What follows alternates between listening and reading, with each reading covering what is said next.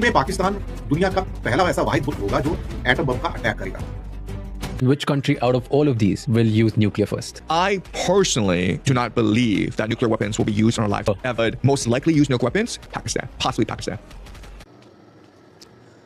पाकिस्तान पहले न्यूक्लियर हमला करेगा, ये कौन कह रहा है? ये कैनेडिया मतलब China born Canadian based commentator Jian Yukin. हाल ही में उन्होंने राज शमानी को एक पॉडकास्ट दिया और उन्होंने एक बात बोली कि पाकिस्तान जो है वो न्यूक्लियर हमला कर सकता है। अब देखिए, हम इस पर थोड़ा सा टिप्पणी करेंगे, मेरे क्या व्यूज़ है मैं बताऊंगा। और जो आप कह रहे थे ना कि सर एक लेक्चर हो जाए, जो आप कह रहे हो कि अगर अंग्रेज ना आते तो भारत जो है, मतलब अगर अंग्रेजों की वजह से भारत यूनाइटेड है, तो आज मैं वो लेक्चर लूंगा और आज मैं आपको बताऊंगा जो वायरल मिथ इतना ज़्यादा झूठ फैलाया जाता है मेरे भाई। तो चलिए एक एक करके शुरू करते हैं। और हाँ, यहाँ देखिए क्या है ना कि जो कमेंटेटर हैं जियांग युकिन, वो ये कहते हैं कि जब उनसे पूछा गया कि आपको क्या लगता है न्यूक्लियर सिनेरियो के बारे में, तो उन्होंने कहा कि एक न्यूक्लियर अटैक हो सकता है, बट वो कौन करेगा? दुनिया में खाली एक ही देश है ऐसा, वो है पाकिस्तान, बस। क्योंकि पाकिस्तान का स्ट्रक्चर काफी वीक है, वो एज अ कंट्री काफी वीक है, और जब उसको लगेगा कि उसके सर्वाइवल पे बात आ रही है, जो कि आज नहीं तो कल आएगी ही, तो वो न्यूक्लियर हमला करेगा ही और कोई नहीं रोक सकता इसे। जैसे भारत की नो फर्स्ट यूज की डॉक्ट्रिन है, पाकिस्तान के पास ऐसी कोई डॉक्ट्रिन नहीं है। पाकिस्तान कभी भी, और देखिए ये अलग अलग पोडियम पे बोला गया है। हाल ही में मैं कभी और कोरियन प्रोफेसर को सुन रहा था, तो उन्होंने बोला कि उनसे सवाल पूछा गया बेसिकली, ठीक है, पाकिस्तान का रिपोर्टर था, कि क्या आपको फ्यूचर लगता है? तो उन्होंने कहा पाकिस्तान का फ्यूचर बर्बाद है। साथ ही साथ ये भी कहा गया कि भाई पाकिस्तान जैसे देश को एक आपने एटम बम थमा दिया, यूरोप और अमेरिका ने मिलकर और पूरे वेस्ट एशिया ने मिलकर, वो कितना डेंजरस है ये शायद आप भी नहीं जानते। आपने अपनी कबर खोद ली है ना, कि एक इतने खतरनाक देश जिस आतंकवाद जहां से आ रहा है, आपने उस देश को न्यूक्लियर बम थमा दिया, एटमी हथियार। हिटलर से भी ज्यादा खतरनाक है ये, समझ रहे हैं आप? तो ये मैं अपनी तरफ से ऐड कर रहा हूं। तो बात ये है ना कि भाई देखो, इससे पहले इन्होंने जो कहा वो सच हुआ। डोनाल्ड ट्रंप का आना, ईरान अमेरिका वॉर, खैर वो तो हम लोग ने भी प्रेडिक्ट किया था। बट ये जो कह रहे हैं कि न्यूक्लियर जखीरा जो है 190 से पहले की रिपोर्ट आई थी, पाकिस्तान के 190 पहुंच गया है और पाकिस्तान न्यूक्लियर हमला कर सकता है, ये कितना सच है चलिए बताते हैं। पाकिस्तान ने भारत को कई बार न्यूक्लियर धमकी दी है। 2002 में न्यूक्लियर धमकी दी थी, ठीक है, ऑपरेशन पराक्रम के दौरान। कि आपको याद है ना कि 2001 में जब पार्लियामेंट पर हमला हुआ था, हमारी असेंबली पर हमला हुआ था, उसके बाद फिर भारत ने बोला कि बस अब पाकिस्तान की बैंड बजा देंगे। तब पाकिस्तान ने बोला, देखिए कन्वेंशनल वॉर कभी पाकिस्तान जीत नहीं सकता, तो फ्रस्ट्रेशन में वो न्यूक्लियर हमला करेगा। तो तब पाकिस्तान ने बोला कि न्यूक्लियर एस्केलेशन हो सकता है। उसके बाद दोस्तों बीच बीच में धमकी दी जाती रही, बट 2019 में जब बालाकोट स्ट्राइक्स हुई, तब इमरान खान ने धमकी दी थी न्यूक्लियर की। फिर ख्वाजा आसिफ ने पिछले साल धमकी दी थी, और आसिम मुनीर जब वाशिंगटन गए थे, तब जब वो डिनर पे गए थे और उसके बाद जो वहाँ पे पाकिस्तानी थे, बड़े लोग थे, उनसे जब मिल रहे थे, तो उन्होंने बहुत बड़ी बात बोली थी, बहुत बड़ी बात। उन्होंने कहा था कि भाई हमारे पास न्यूक्लियर वेपन है और अगर हमारे सर्वाइवल की बात आई तो हम पूरी दुनिया को, हम तो जाएंगे, हम तो खत्म होंगे, तो आधी दुनिया भी हम ले डूबेंगे, यानी कि दुनिया खत्म हो जाएगी। और देखिए आसिम मुनीर ऐसा पागल आदमी, जब उसकी ही सेना ये कह रही है, उसके मेडिकल बोर्ड का जब एग्जामिनेशन हुआ तो बताते कि मेंटली फिट नहीं है आदमी, और अब डिक्टेटरशिप की तरफ पाकिस्तान जा रहा है। आप बस दिन गिनिए, कभी भी सॉफ्ट को तो चल रहा है, हार्ड को कभी भी हो सकता है। तो ये बातें बोली गई थी।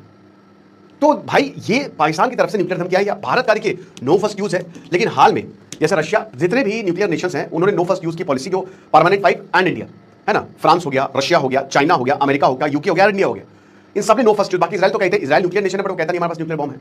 नॉर्थ कोरिया का आप सबको पता है, और पाकिस्तान है ना। तो इन तीनों देशों के पास, ये तीनों देश कहते हैं कि नहीं हमारी कोई नो फर्स्ट यूज पॉलिसी नहीं है। अब बात यह है ना कि भाई देखो, रशिया ने यूक्रेन युद्ध में इसको चेंज कर लिया, नो फर्स्ट यूज को, कि हमको खतरा लगा तो न्यूक्लियर मार देंगे, ये धमकाने के लिए भी होता है। बट पाकिस्तान की कोई न्यूक्लियर डॉक्ट्रिन है ही नहीं। अगर आप उनकी न्यूक्लियर डॉक्ट्रिन खोजने जाओगे तो आपको मिलेगा ही नहीं, और न्यूक्लियर बॉम्ब तड़ातड़ बनाए जा रहे हैं, और अब दुनिया और अनस्टेबल होती जा रही है। इस्लामिक नेटो बन रहा है, सऊदी को न्यूक्लियर बॉम्ब चाहिए, लेकिन पाकिस्तान है, पैसे दिए तो कोई बात नहीं, सुन्नी बम है, तुम्हारा बम हमारा, दिवाली खेल रहे हैं। लेकिन एटम बम आप ये मान के चलिए कि यहाँ ये जो जिकिन साहब है, ये बहुत बढ़िया बात बोलते हैं कि देखिए इट्स नॉट अबाउट कि किसके पास कितने ज्यादा वेपन्स है। आज तक वर्ल्ड वॉर 2 में ही एक बार न्यूक्लियर वेपन यूज हुआ, अमेरिका ने किया था, हो सकता है अमेरिका दोबारा भी कर दे, बट इट्स अबाउट कि कौन उसको यूज कर रहा है पहले। अगर किसी देश के पास एक न्यूक्लियर बम भी है और उसने फोड़ दिया तो दुनिया तो तबाह होगी ना, खत्म हो जाएगी, हालत तो बहुत खत्म हो जाएगी।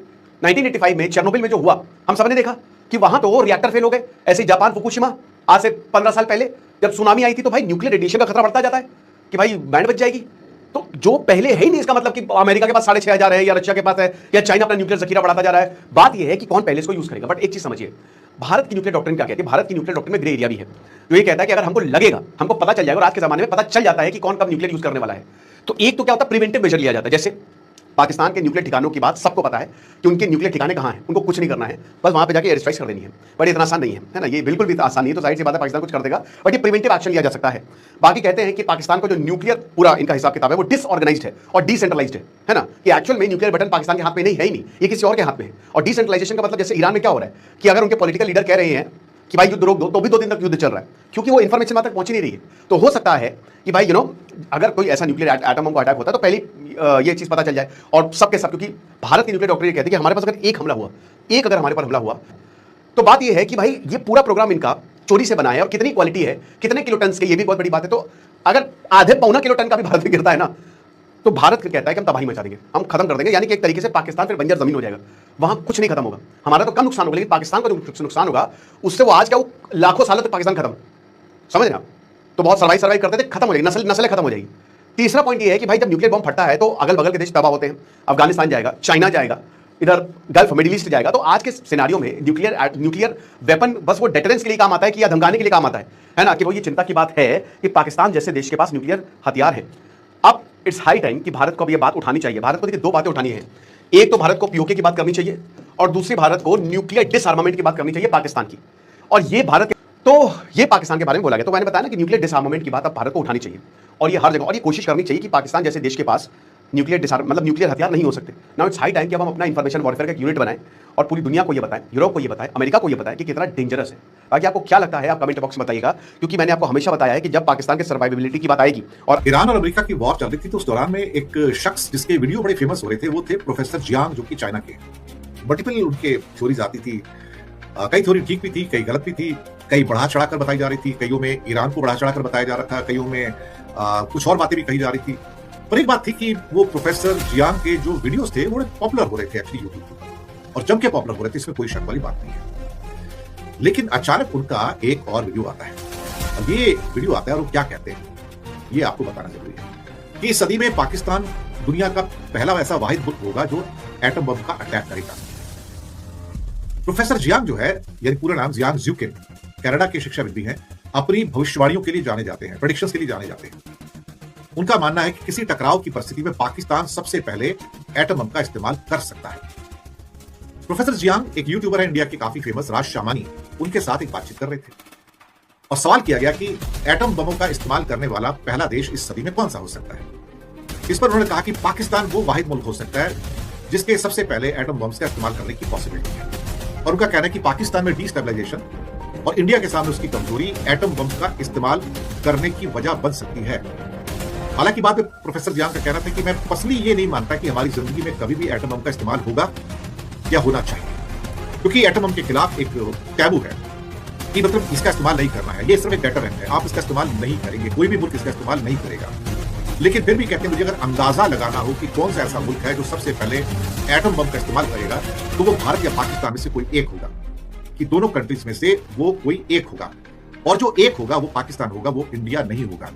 उसका जो मैंने कुछ दिन पहले ये भी कहा था और बताया था आपको कि इंडिया की नो फर्स्ट यूज ट्रीटी है अपने आप के साथ। India is a signatory to the, यानी कि भारत कहता है कि मैं कभी भी पहली बार एटम बम का इस्तेमाल नहीं करूंगा, लेकिन अगर मेरे ऊपर एटम बम का इस्तेमाल हो गया तो फिर मैं छोड़ूंगा नहीं। उसके बाद अच्छा, पाकिस्तान ने कभी ये नहीं कहा, पाकिस्तान इस बात का सिग्नेटरी नहीं है कि वो पहले एटम बम का इस्तेमाल नहीं करेगा। पाकिस्तान कहता है कि अगर हमें जरूरत पड़ गई और हमें लगा कि हमारा मुल्क खतरे में है तो हम एटम बम का इस्तेमाल करेंगे, ये उनका न्यूक्लियर डॉक्ट्रिन है।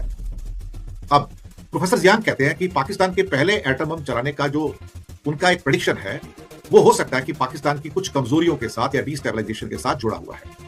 जियांग का कहना है कि अगर एटम बम का इस्तेमाल हुआ तो सबसे ज्यादा जो पॉसिबिलिटी है इंडिया और पाकिस्तान के बीच में ही होगी, और पाकिस्तान की ओर से भारत पर पहले एटम बम चलेगा। इंडिया की नो फर्स्ट यूज की घोषित नीति है, पॉलिसी है। पाकिस्तान की ऐसी कोई पॉलिसी नहीं है जिसको कहा जाए नो फर्स्ट यूज। सिप्री की रिपोर्ट के मुताबिक भारत के पास करीब 190 एटम बम है, पाकिस्तान के पास करीब 170-180 बम है। अब इतने बम तो पूरे दोनों मुल्कों को बर्बाद करने के लिए काफी है। अब एक सिप्री की रिपोर्ट और भी आई थी कि इंडिया ने 12 एटम बम को तैनात भी कर दिया है।